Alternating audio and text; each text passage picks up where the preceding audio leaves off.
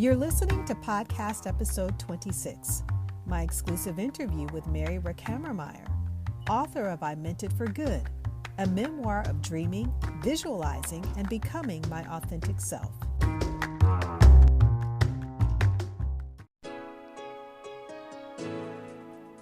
Welcome to the Rock Your World Naturally show, sharing God's prescription for total health in spirit, soul, and body.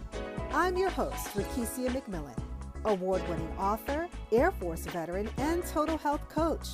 I'm passionate about sharing biblical truth, scientific research, and practical lifestyle approaches to help heal your world naturally.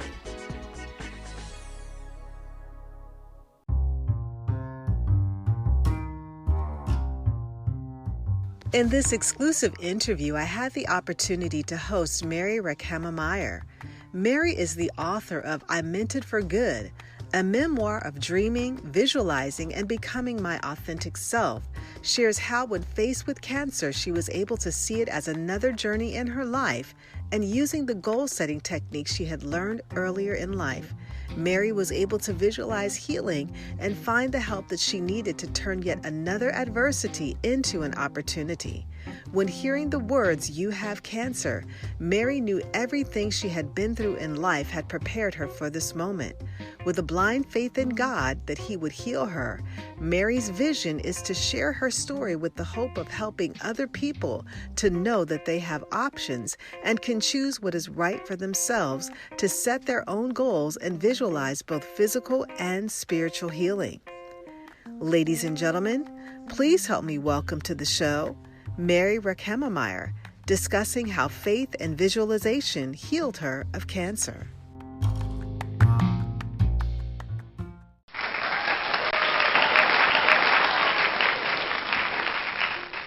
Rakesha, thank you so much for having me on your program.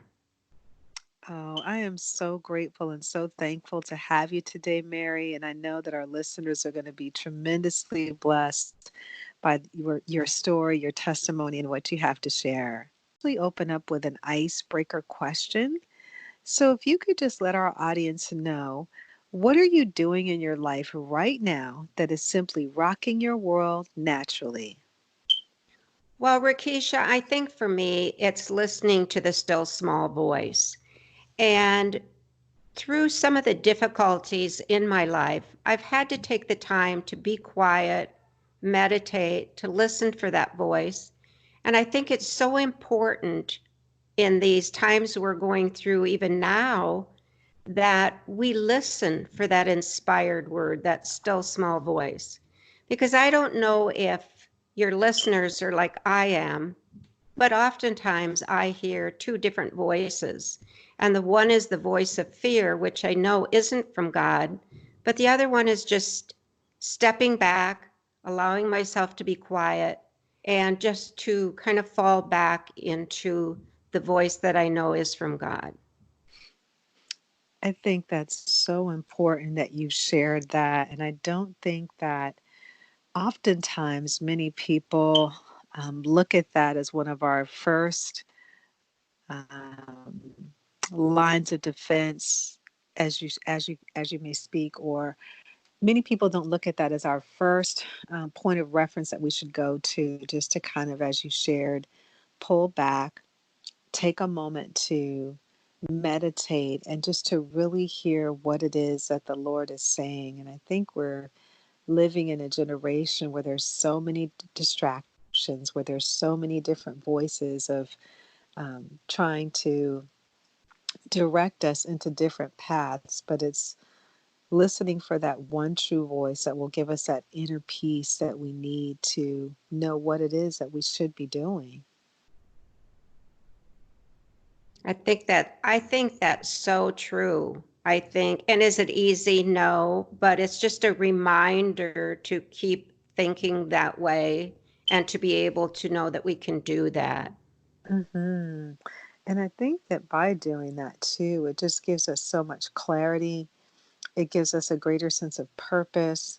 It gives us a greater sense of direction and the path that we truly, truly should follow. I think that's so true. And I think in these times we're in now, Rakisha, it's almost a choice that we can live by the fear or we can calm ourselves down knowing that God has the answers and live in faith. Hmm. And I love that you mentioned that because I was just having a conversation this morning with someone about what's going on in our world right now with the coronavirus. And then I don't think we've ever seen it on this magnitude in a global scale, on a global level. But the one thing as believers, that the one thing that we can rest assured in is that we can have a place of peace. We can have that anchor where we can just totally rest in Him so that we don't become overcome or gripped by fear, because so many are being gripped by fear of what is happening. But when we truly rest in Him, He will give us that peace, as He says, that surpasses all understanding if we keep our hearts and our minds stayed upon Him. I think that's so important right now. And again, I think it's not the easiest thing. It's not the normal thing. We get so caught up in what's going on around us. So I think it's a conscious decision to pull ourselves back and actually take the time to do that. Hmm. And and a lot of times, in the midst of crisis that we may be experiencing, those often create those spaces for us to steal away so that we can have those silent moments, so we can have those meditative moments with the Lord, to really help us to become centered and focused. Yes, I agree with that. One of the things that really caught my attention concerning you, Mary. I believe you have a book that's recently come out. I too. I'm so excited. It came out the 15th of March. Oh, wow. So it's fresh off the presses. It is. So, can you share with our audience a little bit about your book? I can. It's called I Meant It for Good, a memoir of dreaming, visualizing, and becoming my authentic self. So I always thought I wanted to write a book and it would be about the obstacles I overcame and maybe some goal setting.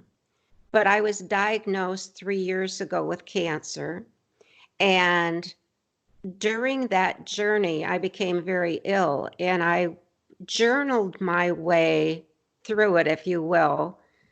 And as I was journaling, I documented what was happening to me as I fell through the cracks in the medical community. And then I documented finding these doctors that would save my life. And I found integrative treatment that I didn't know existed.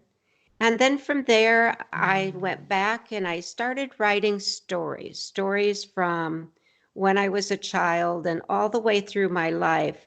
And it was almost as if the book took on a life of its own.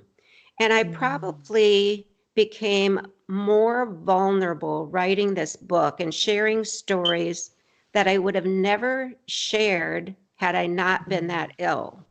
So for me, it mm, became very therapeutic of just writing and sharing my story. And you realize doing this, you become your authentic self, that you're mm, vulnerable enough to share who you really are rather than trying to be someone else. mm. You hit on one of my dear passions when you said that you were journaling your story, and I'm a journaler too. And journaling and just writing out, whether it's your thoughts, things that you're experiencing, is so healing. And who knew that those stories that you captured would someday form a book to share your story? It was an incredible journey, the writing of the book, and then the people that showed up in my life, even in the writing process, the putting it all together, finding a publisher. There's just so many things. But I talk a lot about that in my book of God showing up, of God winks or synchronicities as Mm, just this the tapestry of our life. We can just see, looking backwards, all of the times God showed up. And to me, that's just incredible. Mm. I've heard that many times is that once you get started, there's this divine alignment that begins to take place. And as you shared, God had certain people come into your life at that particular time, and just the different resources, such as the publisher that you needed. It just all aligned up with what you were doing. It did. And I'll tell you, Rakesha, I think one of the things I learned long ago is you have to start somewhere. If you start taking the baby steps Mm, and move forward, that's where God shows up. Because if you're just sitting back and saying, I can't do this, there's no mhm, place for God to show up, quite frankly. mhm.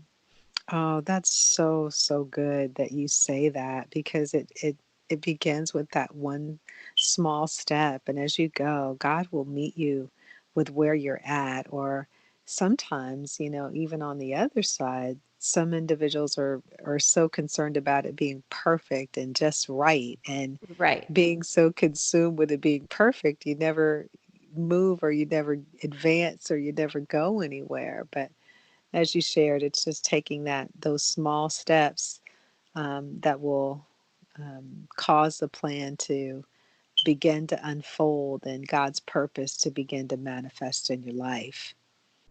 Well, and I believe that's where the vulnerability shows up in our life. And if Mm, we're willing to be vulnerable and take those steps, because we don't know what we don't know, we can't learn it until we move forward. mm, And so it's when we do move forward that we are so incredibly blessed. There's a verse in Psalm that says that my word is a lamp unto, or a light unto mm. my path, and a lamp, and I'm not going to be able to say it, light unto a light, it's a light and then a lamp unto my path. Oh, And yes. yes, and I can't, if I wasn't speaking like this, I would know what it is, but I've lost the train of thought here.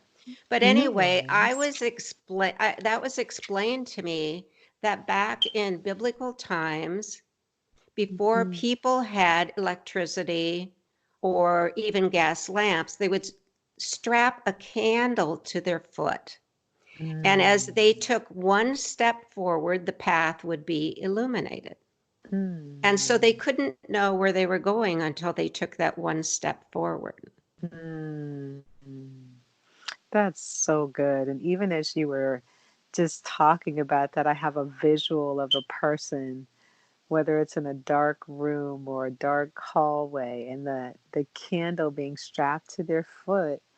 And as they go, their path is being illuminated. It is just with this glowing, burning light. And I believe that that is how the Lord works, as He outlined in the scriptures, that He will be a light unto our path and a lamp unto our feet, that He illuminates the way. It becomes clear, and we have direction on where we need to go. So that's a great, great um, bit of information that you share with us. Well, it's always been helpful for me. And I think, again, as we look at the times we're going through now, it is a dark time for some people, but there's always hope. Oh, yeah, absolutely. There is always hope in the midst of, whether it's a crisis, whether it's chaos, whether it's any situation that we're facing, there's always hope. And to know that what we're going through right now, it's only temporary. It is only Absolutely. temporary. One of the things also in your book, you shared that going through your experience with being diagnosed with cancer, that you learned how to dream. Can you talk a little bit about how it is that God showed you how to dream again, and how others can possibly tap into that same experience of dreaming? Sure. And I think for me, Rakesha, it started long before that. I learned to dream and visualize years before when I went through a divorce and started my own business. But it's like anything else, we get caught up in those things. And so when I was diagnosed with cancer, I believe it was if I knew this was going to be another journey. I knew how to do those things. I maybe wasn't putting them all in practice, but I knew how. And so for me, being so sick, I had to believe that I would be healed. And I visualized that. I would sit and Mm-hmm. visualize that I was already healed. And so the Mm-hmm. dreaming and the visualizing for me somewhat overlap. But maybe Yeah. I even need to go back a step. When I was first diagnosed with cancer, I was diagnosed over the phone and told I had cancer after falling through the Mm. cracks in the medical Wow. community. But, I think we all go through the different stages of anger, denial. This can't be me. And then Mm-hmm. you come to realize, or I came to realize, that it was going to be like another journey in my life. And I could either get a hold of it and give it to God, or I could worry about it and it would not have a good outcome. So I Mm-hmm. talked to my husband at the time and I said, what do we really believe about prayer? Do we believe we can be healed? And Mm. Rakesha, he prayed over me, and it was a powerful prayer. And he began thanking God that I was already healed. We knew in that moment that I would be healed. And people asked Yes. me about that. And I think somewhere in the back of my mind, I knew there was an outside chance that I wouldn't be. But I Mm. also knew that either way, I gave it to God because it Yes. almost became a knowing, a total surrender that if I was Yeah. going to be healed, I asked God to heal me. And then my part was to believe, to really believe I was Yes. going to be healed. Yes. Oh, just so many things that you were mentioning as you were talking about that. And our words are so powerful in our lives, especially when it comes to healing or whether we're believing God, for a miracle or whether we are believing Him for a situation to manifest or unfold in our lives. It reminds me so much of Abraham when God told him that he was going to be the father of many nations. He had no children, no any kind of reference other than the promise that God gave to him. And as he looked up in the sky, he looked at the stars and he said, "Can you count the stars that are there?" And he said that just as the stars are there, so shall the number of your descendants be. And it Wow. talks about Abraham believing God, believing him, even though there was no evidence, even though there was no trace, he believed God. Even though his wife's womb was dead, he just had that faith to believe that in the midst of it all, that God was going to do it. And so as you were sharing that and as your husband prayed with you, you just had that inner witness that either way, that God's will, his purpose, his plan was still going to be accomplished. Right. Yes, it's just powerful. Hmm. And again, also, our thoughts have so much to do with um, the Absolutely. promises of God, because if we're thinking, as a man thinks in his heart, so is he. And so the thought, the meditation of thinking, God, I'm trusting you, I'm believing you. Your word says this, that I'm healed by your stripes, and just relying on that promise and speaking that and thinking that and having that fill your meditation. Yes. So that's so powerful when we talk about dreaming and visualizing and the importance of all of those coming together to believe God, just to believe God. Well, So I we, think even it ties into becoming our authentic self, of mm, being vulnerable, because it is a mhm. certain vulnerability to trust God and not try to do it ourselves and make everything happen. So Mm-hmm. it's that dichotomy of what is God's part and what is mine. Yeah, absolutely. And I think, you hit on a key point too, where we have to become vulnerable.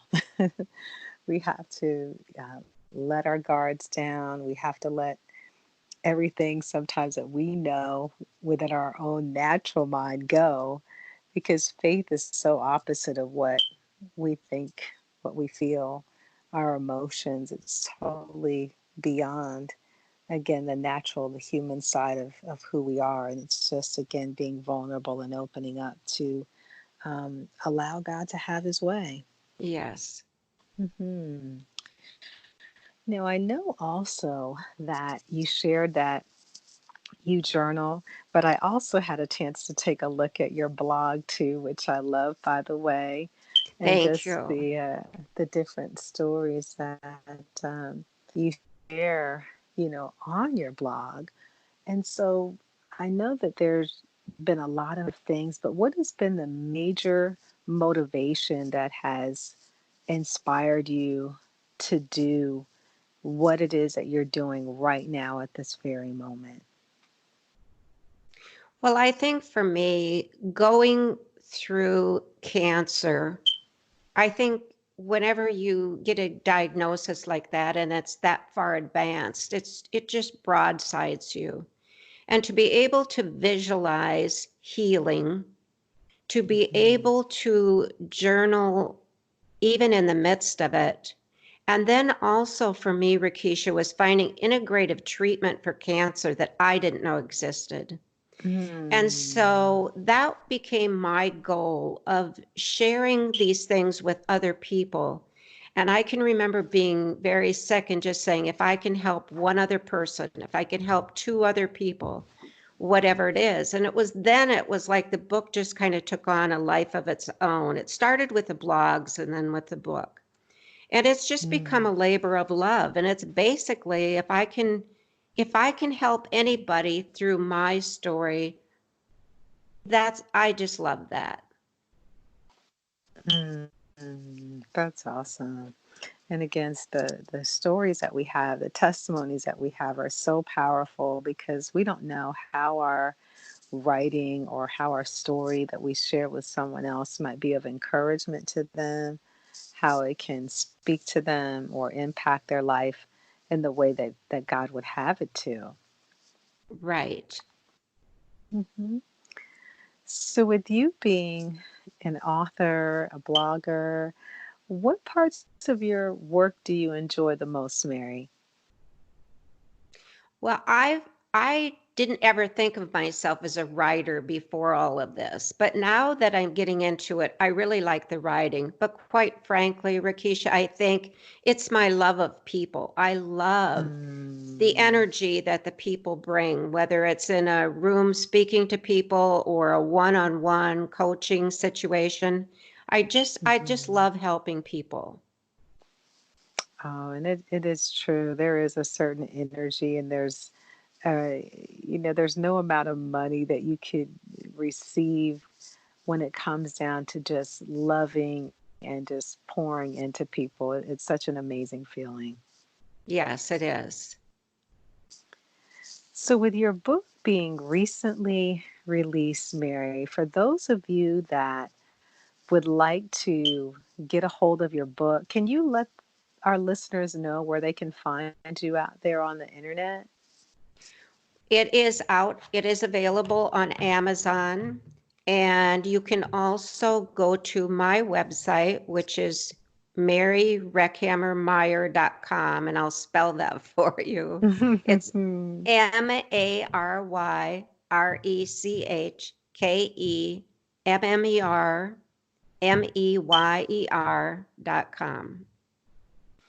Wonderful. And do you have any other links out there, social media wise?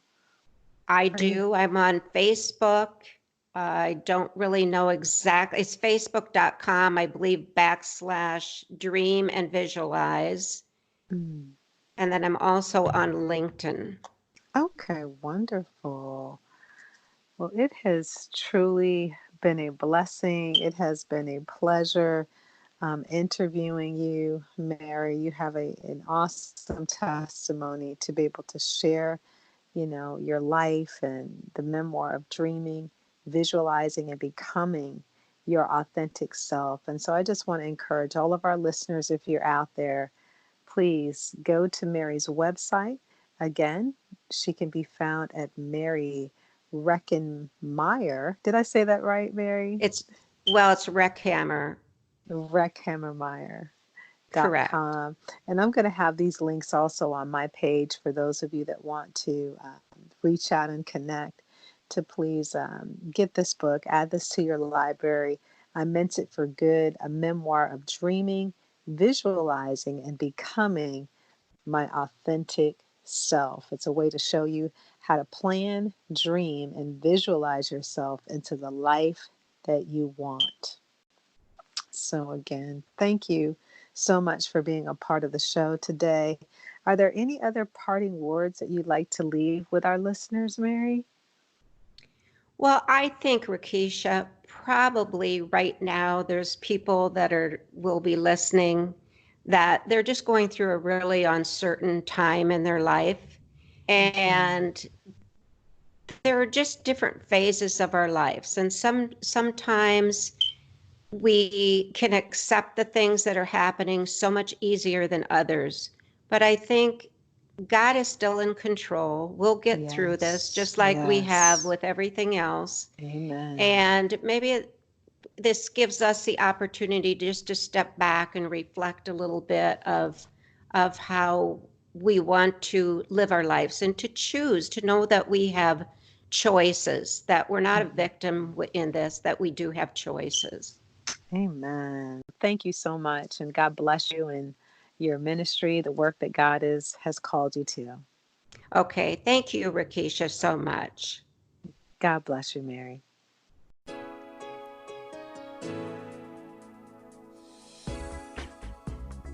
For speaking engagements, health tips, and total health education and inspiration, visit rockyourworldnaturally.com. And on Facebook, LinkedIn, and YouTube, Rock Your World Naturally, and on Twitter, Rock Your World 28.